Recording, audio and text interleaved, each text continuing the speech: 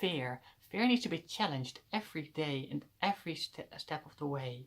In my previous videos you have seen me talk about my own fear, and on this channel I use freerun both as a tool and as an analogy to overcome it.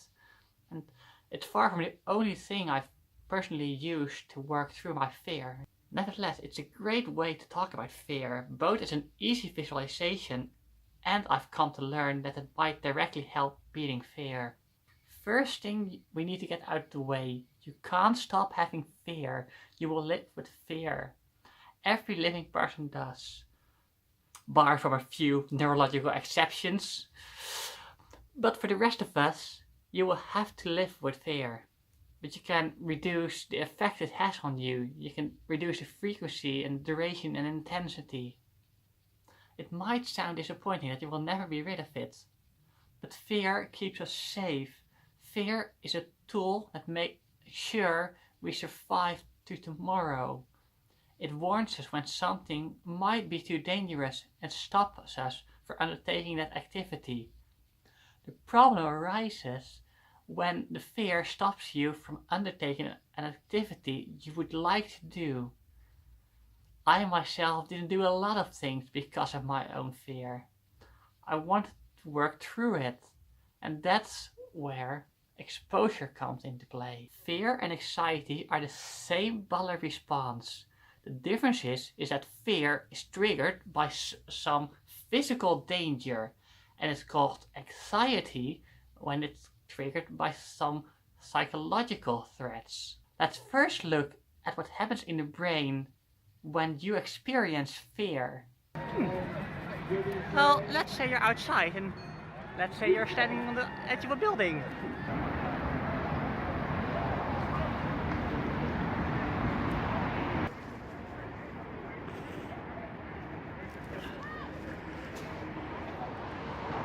What you see and hear gets sent to the thalamus. Your thalamus breaks down the visual information it receives by size, shape, color. You also hear some of the noises on the street down below you. This also gets processed by the thalamus. The raw information gets sent to the cortex from here. The cortex gives raw sights and sounds meaning. Simply put, this is where the thinking happens. Here your brain will recognize the streets, the sound of the cars, the people yelling, who are having a race, the canal water. But before that all happens, the thalamus sends the raw information to the amygdala. The amygdala is where the brain processes emotions. Its primary role is to trigger the fear response. In our case, the amygdala might attach the feeling of fear to this piece of information. Oh, you're high! What did you fall? Ah! While the amygdala sets an immediate burst of fear, the beta nucleus of the stria terminalis, the BNST, perpetuates the fear response, causing a longer term unease. This is very much so related to long durations of anxiety.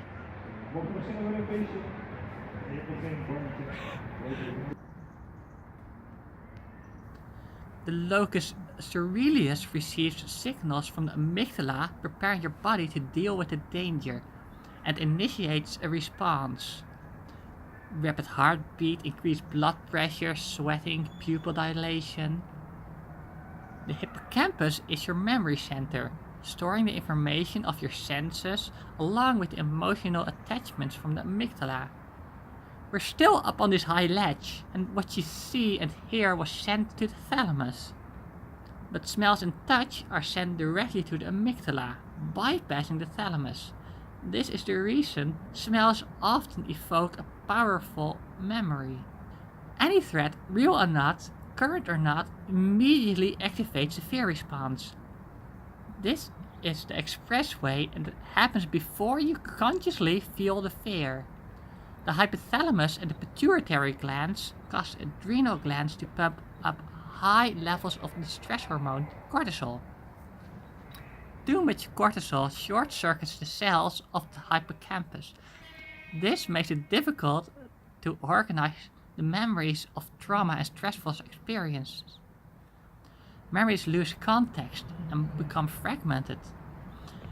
This is very important in the reason why I talk of small steps.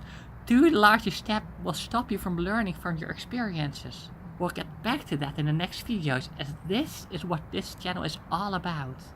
The cortisol causes the body's sympathetic nervous system to shift into overdrive, causing the heart to beat faster, blood pressure to rise, and the lungs to hyperventilate.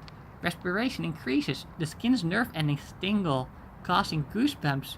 Your senses become hyper alert, freezing you momentarily as you drink in every detail. Adrenaline flows to the muscles, preparing you to fight or flight. The brain shifts focus from digestion to focus on potential dangers, sometimes causing evacuation of the digestive tract through urination, defecation, or vomiting. I personally love the second one 5 times in a row before I can leave the house if it's something scary, and have to forcefully stop myself. Sometimes fear is not pretty. After long periods, this might even cause your excrements to turn green when it's forced through the digestive tract too fast, though this may also be caused by other reasons. Only after the fear response has been activated does the conscious mind kick in. This is where the thalamus sends the information to the cortex. The cortex decides whether the sensory information warrants a fear response. If the fear is a genuine threat right now, the cortex signals the amygdala to continue being on alert. I see you guys are standing on the edge of a building. It's a good reason to continue the process of fear. Yeah. And if we were safely on the ground, thinking of a presentation you have to write and film in time and upload, and we feel stress, that would be called anxiety. I'm in no danger, I'm not dying. I just need to make sure everything is correct and fact-checked, and I felt a prolonged sense of danger thinking I have to do this. The bad nucleus of the stria terminalis is what's perpetuating this feeling. Will I have this online in time? I did say next week a couple of days ago.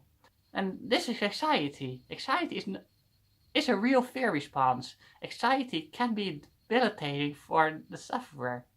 Speaking of what I can finish in one video, I think we should end it here and next week continue our talk why it's important to keep your steps small and how not to overwhelm your own brain, barring you from learning.